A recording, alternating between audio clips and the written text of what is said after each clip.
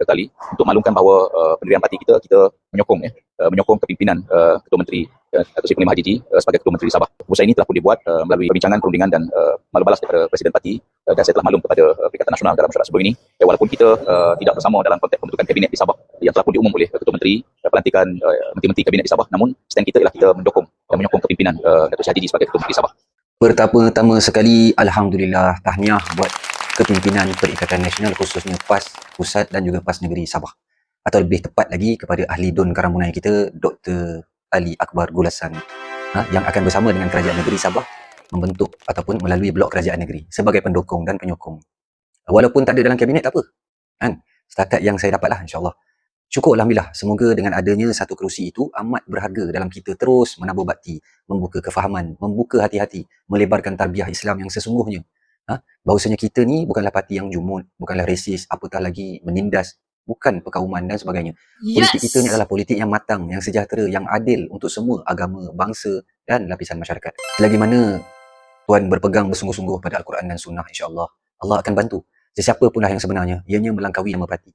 Selagi berpegang teguh dengan sesungguh-sungguhnya dengan agama ni, insya-Allah kita akan diterima baik oleh seluruh lapisan masyarakat tanpa mengira latar agama, kaum dan sebagainya. Yalah, mungkin ada suara-suara sumbang dekat luar sana akan kritik kita. Contohnya, tu, tengok PAS tu, tengok PN tu. Tengok nak jadi kerajaan punya pasal, sanggup jual maruah tu ni. Dulu bukan main lagi masa kempen tu, hentam kata bapak rasuah lah, apa segala lah, rakyat kena tolak lah. Wahai walanun-walanun yang tak pernah cerdik pandai. Jika tak reti politik, jangan sembang pasal politik. Itulah yang dinamakan strategi. Politik tu penuh strategi. Strategi di mana-mana. Politik itu berubah-ubah. Sama je dengan hidup kita ni yang selalu berubah-ubah. Tak pernah sama pun. Apakah maslahat yang lebih penting? Sama ada kekal dengan prinsip kita tu, tetap juga dengan ego tu, tak mahu bersama dengan kepimpinan yang ada, ahli partinya yang ada kes rasuah, atau bekerjasama dalam gabungan kerajaan itu, seterusnya. Akhirnya, apa kebaikan dia? Kebaikan dia dapat menyumbang pada kesejahteraan rakyat, khususnya di Karamunai. Rakyat dah muak lah dengan permainan politik tak berkesudahan. Cukuplah berapa banyak duit rakyat dihabiskan untuk satu-satu selection tu. Cukuplah dengan sejarah yang berlaku dulu. Kini masa untuk menentukan hala tuju, prinsip dan ke mana nak bawa Sabah tu pasca PRN ni. Di luar mati mak, ditelan mati bapak. Itulah yang tepat sekali. Adakah satu kerusi itu mampu untuk menjadi suara pembangkang yang kuat? Yang mana dalam blok pembangkang pun tak suka pada kita ni. Jadi apakah rasional yang PN dapat seandainya duduk di blok pembangkang? Bagaimana pula dengan hak rakyat, hak Dr. Ali sendiri yang menang dalam pilihan raya? Majoriti di sana. Yang memilih, tak kira lah pengundi di sana tu pilih atas dasar empunya diri ataupun parti, tak apa. Yang penting menang. Dan kemenangan itu pastilah diharapkan rakyat Karamunai agar mereka jadi kerajaan. Setidak-tidaknya ada dalam blok kerajaan walaupun sebagai pendukung atau penyokong kerajaan negeri yang ada. Bila dah nama sebut parti politik, dah tentulah ingin menjadi kerajaan. Kalau tak, buat apa buang masa? Takkanlah nak duduk seorang diri, lepas tu dah jadi anak tiri pula yang dekat sana pun tak layan, sini pun tak layan. Ini adalah satu-satunya kerusi yang pertama kali PN PAS dapat. Ditakdirkan rezeki menjadi sebahagian dari kerajaan. Apalah, walaupun tak ada dalam kabinet, tak apa. Syukur sangat Alhamdulillah.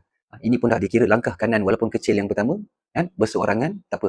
InsyaAllah dengan hubungan baik YB Dr. Ali dengan KM Sabah, Ketua Menteri, maslahat rakyat di kawasan Karamunai akan lebih segera dapat diselesaikan. Seperti mana yang diharapkan oleh mereka semua.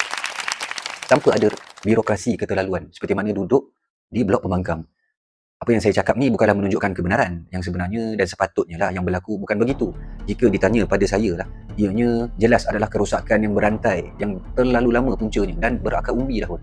Apabila satu kerajaan memerintah, selalunya lah akan dipermudahkan urusan bagi parti-parti yang bersama dalam satu gabungan pemerintah. Dan akan menyulitkan pula urusan gabungan parti-parti mereka yang berada di blok pembangkang. Sedangkan kesemua mereka ni sebenarnya rakyat diorang. Rakyat negeri, rakyat di bawah negara, apa semua. Yang masa yang disantuni tanpa mengira warna baju, warna parti saat kempen pilihan raya, semua buat kerja. Masuk segala rumah. Kerosakan lama ni menjala di seluruh negara. Daripada pusat membawa ke negeri, bahagian semua ni. Begitulah puluhan tahun. Tak kira Malaysia Timur, baik Malaysia Barat. Inilah politik jahat dan lapuk yang tidak matang. Yang mana PN datang cuba bantras dan hapuskan. Seperti yang sering disuarakan oleh Dr. Sam, oleh YB Sanusi yang lantang, oleh Dr. Syahidan Kasim, oleh berbagai-bagai tokoh lain dalam PN di seluruh pelosok negara ni. Harapan saya, moga satu hari kita benar-benar amalkan politik matang dan sejahtera. Tak kira lah kerajaan ke atau pembangkang berolehi hak yang sama rata. Walaupun masa kita jadi kerajaan, keputusan itu tidak popular untuk kita dan parti. Politik tu berubah-ubah. PAS ni adalah satu-satunya parti yang bekerjasama dengan hampir semua parti-parti besar yang ada. Keluar, masuk, bergabung, berpecah. Bukan tanda PAS tu lalang, bukan tanda tak istiqamah. Sebaliknya, apabila Islam itu diancam, maka undur atau berpecah, itulah jalan terbaik. PAS PN ni boleh bertolak ansur dengan semua benda, fleksibel, selagi mana kedaulatan, hanya kedaulatan Islam, kesucian dan kemurnian Islam itu saja. Jangan diganggu-gugat oleh mana-mana pihak yang bersama. Sesungguhnya Islam itu adalah merangkumi seluruh kehidupan, sejak kita buka mata hinggalah kita tutup mata. Satu-satunya yang ada dosa dan pahala, lebih-lebih lagi soal pemerintahan. Apa lagi di dalamnya terdapat orang bukan Islam yang wajib kita raikan dan perintah dia secara adil, maka lebih-lebih lagi lah agama kita suruh bertindak adil, menunjukkan keindahan akhlak Islam itu sendiri. Dan barang siapa yang benar-benar menjaganya, pasti Allah bantu. Dan kebaikannya pula bukan hanya pada orang Islam, malah turut dirasakan oleh masyarakat yang bukan Islam. Masyarakat bukan Islam mana yang benar-benar mahukan keadilan. Dia ni walaupun bukan Islam, nak adil, nak amanah, tak nak rasuah. Dalam Islam tu yang diwawakan itu, Islam tu bukan sekadar retorik dan slogan, bersamanya bukti-bukti yang nyata. Seperti aman damainya Palestin tu hidup sebelum ketibaan Zionis tahun 48 dulu. Hidup aman damai je 3 agama yang besar, Islam, Yahudi, Kristian. Seperti damainya Konstantinopel, Rom Timur yang ditakbir oleh Islam. Seperti bahagianya Andalus, Spanyol, 800 tahun Islam memerintah. Terlalu banyak bukti dalam sejarah menunjukkan bahawa Islam itu sangat adil bagi orang bukan Islam. Hanya sahaja diputar belit oleh musuh-musuh Islam, baik dalam media ataupun apa saja, agar masyarakat bukan Islam membenci Islam. Kerana apa? Kerana ego, kerana tak dapat sakau, tak dapat keuntungan di sebaliknya.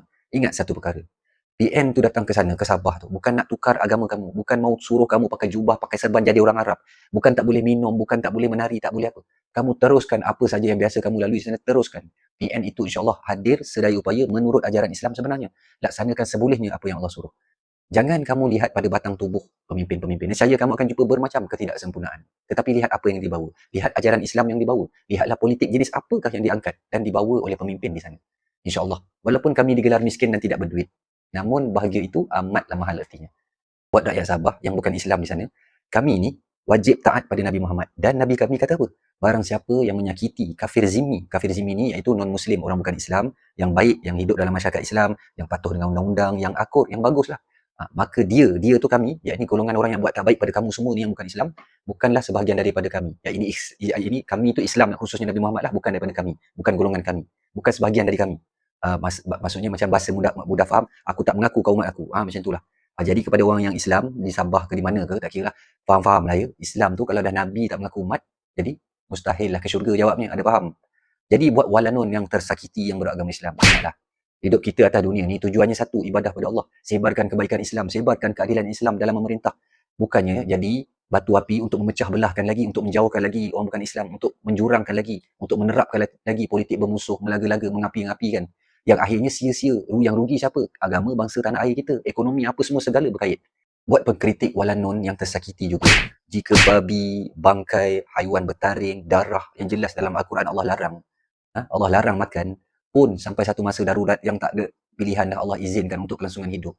Ini kan pula dalam kepimpinan soal memerintah bersama dengan mereka yang masih lagi beragama Islam tu, hanya ada masalah rasuah. Juga masalah-masalah tertentu yang lain. Itu pun bukan semuanya sekali, segelintir. Maka lebih-lebih lagilah boleh kita sokong duduk sekali dan bersama membentuk kerajaan. Jangan kata rasuah tu dekat US tu, hanya ada Demokrat dan Republikan. Sehingga kan mufti dekat sana keluar fatwa, wajib juga pergi mengundi, memilih mereka yang paling lembut dengan kita orang Islam. Kalau tak jadi berdosa bila orang zalim naik. Itu lagi terang-terang bukan beragama Islam pun yang memerintah. Jadi jangan pula korang nak samakan dengan gabungan korang sekarang ni, nak berestui gabungan korang dengan DAP. Sedangkan korang sendiri jelas bermacam-macam agenda jahat bersembunyi dalam dada mereka. Bukan lagi dalam dada, zahir dah, lidah, perbuatan apa semua. Sedangkan kamu semua ni diberi pilihan untuk bersama kami.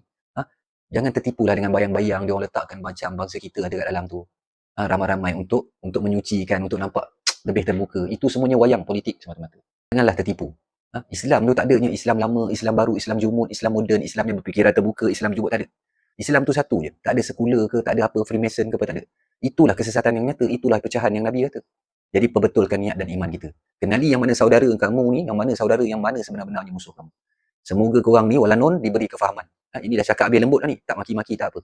Akhir kata, tahniah buat PN, khususnya Dr. Ali, YB Karamunai kita, semoga terus maju jaya dan dapat selesaikan semua masalah asas rakyat yang didahulukan, terus didahulukan, kemudian dikemudiankan. Ingatlah, ke depan dalam masa mendatang YB pasti akan diuji dengan bermacam-macam dari kawan, baik dari kawan ataupun lawan. Itulah resan politik. Ini baru permulaan, peperangan belum bermula. Semoga diberi kekuatan, ketabahan, kesihatan dalam bertakdir. Semoga diberi kefahaman akan Islam, khususnya buat kawan-kawan rakyat Sabah yang Islam. Lebih-lebih lagi kawan-kawan kita yang bukan Islam di sana. Saya doakan semoga Sabah terus maju jaya, negeri yang cantik dan indah. Berbelas-belas tahun penuh dengan kenangan manis saya dekat sana. teringin sangat saya nak tengok mau lihat Sabah tu menjadi indah, seindah nama negeri di bawah bayu yang sesungguhnya. InsyaAllah. Amin. Okey, jumpa lagi. Terbaik.